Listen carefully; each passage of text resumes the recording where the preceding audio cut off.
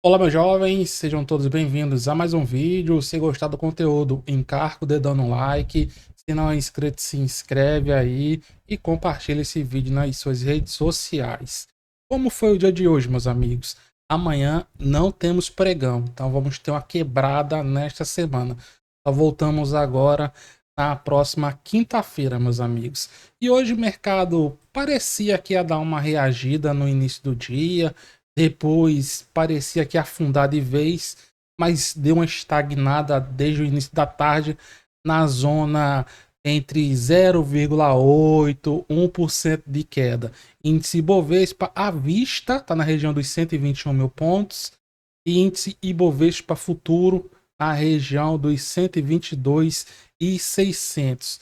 Juros pipocando para cima, meus amigos, 2% de alta, 2,5% para falar a verdade. Dólar bateu hoje nos 6,19, que é a região que está operando agora, quer dizer, agora há pouco bateu no 6,20, aparentemente vai lá renovar o topo. Vale é quem está puxando o mercado hoje, quem não está deixando ele cair, alta de 0,8%, novamente chama atenção para Vale nessa zona aqui, abaixo dos R$ 60, abaixo dos R$ 60, Vale no longo prazo, está em excelente região de preço. Hoje foi o dia dos bancos puxarem para baixo, e FNC, principalmente se do setor financeiro, queda de 1,4%, e Petrobras parecia que ia afundar, mas deu uma segurada no início da tarde, por enquanto está com alta de 0,22%. Hoje, como toda segunda-feira, tivemos atualização do Boletim Focus.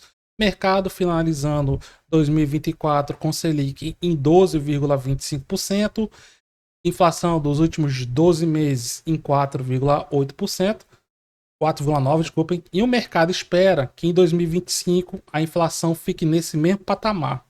E o PIB, espera um PIB na casa dos 2%, câmbio dólar em 5,90 e a taxa de juros agora é esperada em 14,75% ao ano, contra os nossos 12,25%. Então é esperado que ao longo do ano de 2025 a taxa de juros suba 2,5 pontos percentuais. Então, num cenário de juros altos, o que é esperado da economia? Que ela comece a subir menos, que ela entre em um cenário de recessão.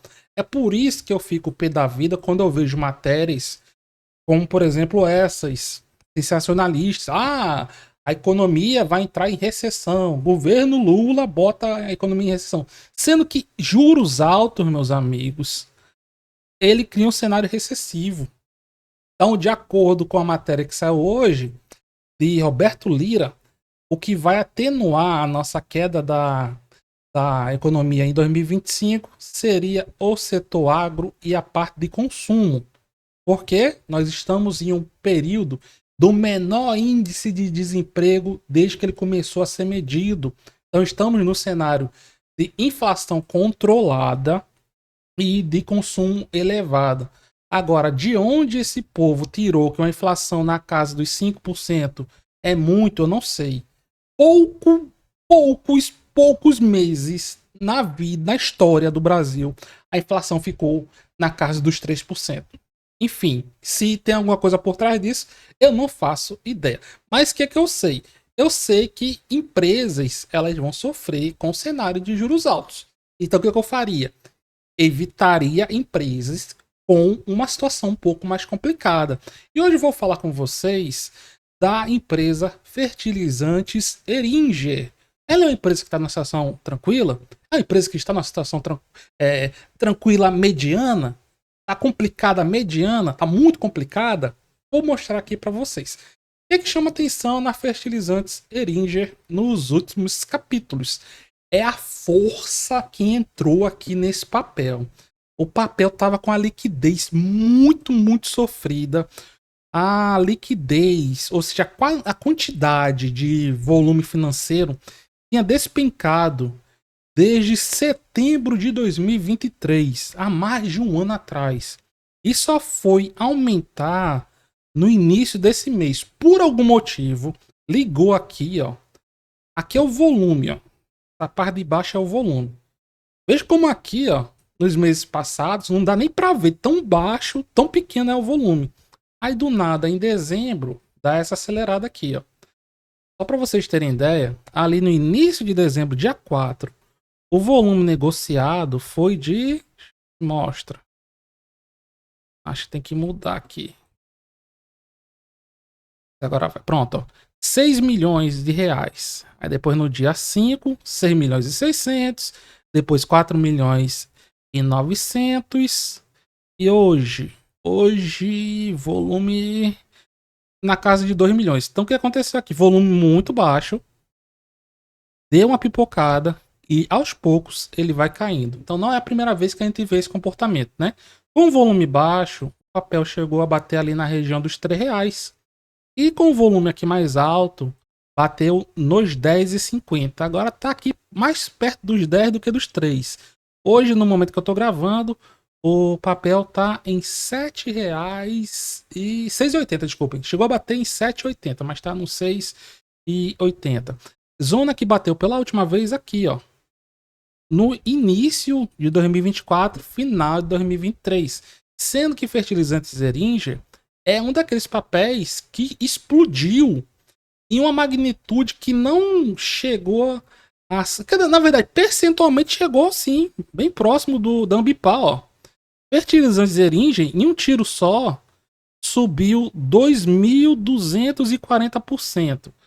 Deixa eu ver aqui Ambipar. A MBP3. A MBP3 é a empresa que tá com suas ações aí, né? A MBP3 pipocando. Chegou a bater em R$ 268, agora tá em 133, então quem comprou o topo se lascou de novo. E ele acordou, ó, quando tava aqui na região dos R$ 8, lá em junho para julho de 2024. E na subida, Ambipar chegou a subir mais de 3.100%. Então, fertilizante Zeringer não chegou a subir tanto percentualmente como subiu o Ambipar, mas subiu tão forte quanto. E geralmente esses papéis eles voltam. Então, eu tô aqui para entender com vocês o que está acontecendo com a companhia. Primeiro, do que a fertilizante Zeringer vive? Como o próprio nome já diz, ela é uma empresa do segmento de fertilizantes. Agora, o que está acontecendo ultimamente na empresa? É o que eu vou mostrar para vocês.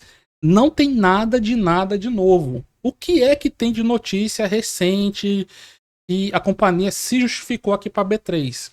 É porque ela é uma empresa que, apesar de estar no novo mercado, ela não atende à regra do novo mercado, que prevê um free float mínimo de 25% das ações. Ou seja, 25% dos papéis da companhia tem que estar em livre circulação no mercado.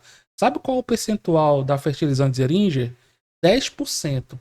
Porque a Eurochem, a Eringer Participações, que pertence à Eurochem, e a OCP International Cooperative detém aqui 90% das ações da empresa.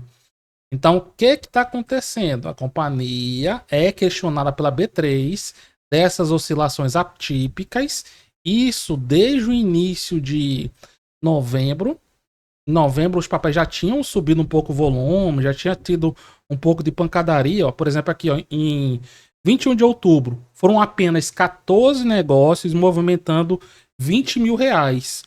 E no máximo, ó, dia 1º de novembro, o preço tinha saído de 3,72 para 3,83. E o volume tinha subido no máximo até R$ 28 mil em um dia todo.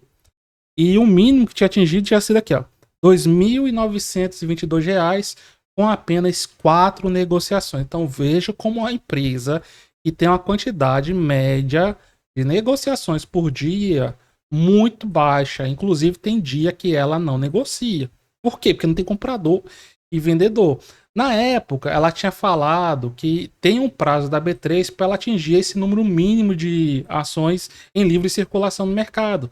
É o dia 29 de dezembro de 2024, que está bem aí.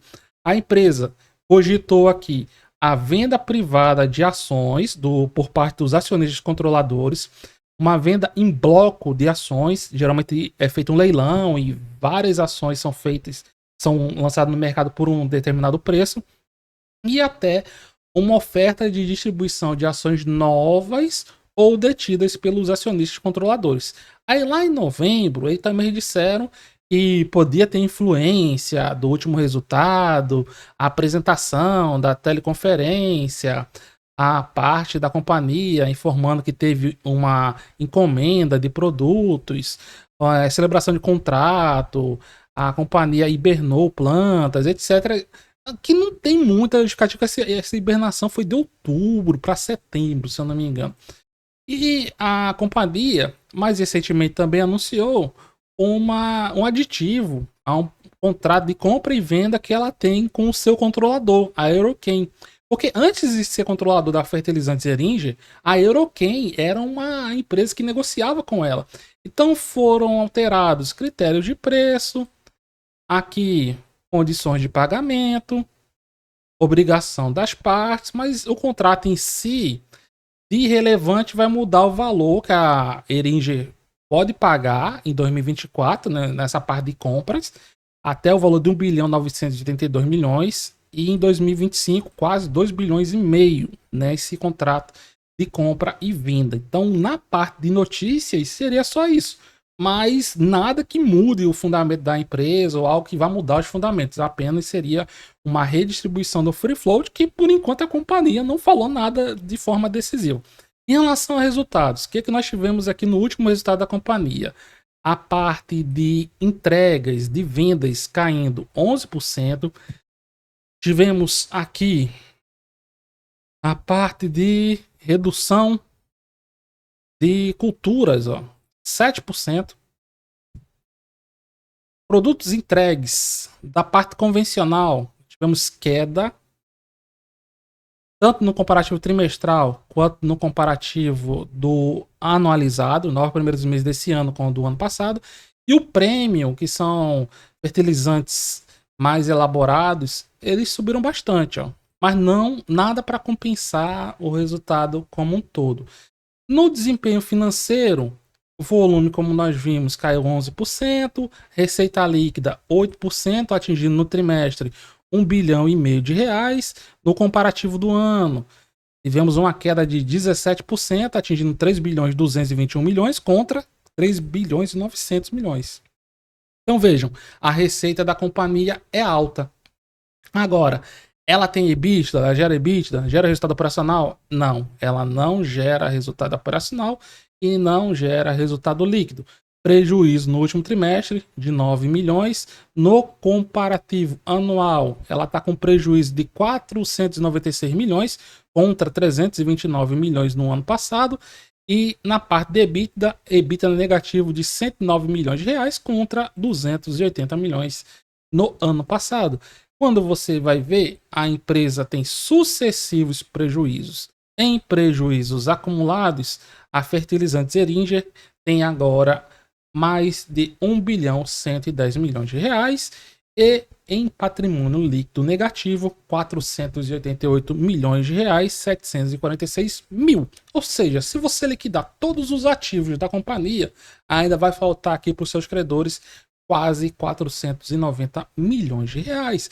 Então percebam isso na hora de acreditar nessas empresas mais especulativas para um longo prazo, principalmente dentro de um cenário de juros altos. Empresas como os fertilizantes Eringer são apenas empresas de especulação. Mas essa é a minha opinião. Deixe sua opinião aí abaixo nos comentários.